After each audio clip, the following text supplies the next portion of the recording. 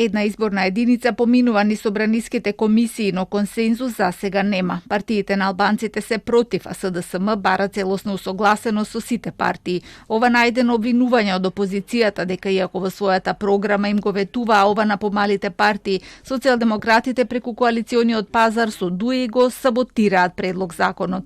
Пробуваат да ја продадат приказната лош и добар полицаец, односно дека тие се за една изборна единица, додека ДУИ е таа што е против. ДУИ има јасна цел.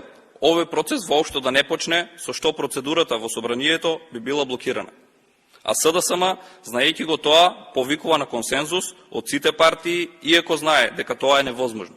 ВМРО ДПМН е дадоа поддршка за почеток на дебата за ова прашање. СДСМ па кој во два предизборни цикуси ветуваа една изборна единица, вела дека и тогаш биле за тоа да има консензус со сите партии затоа што се работи за крупно прашање. Ова не е некоја техничка измена или промена на изборниот законник или нешто за кое што се согледало или во извештаите на ОПСЕ ОДИХР, значи стои дека би требало некое подобрување. Се согласувам дека тогаш, дури да немаме консензус од сите политички партии, таквите промени може и треба да бидат донесени и тоа се практикувало.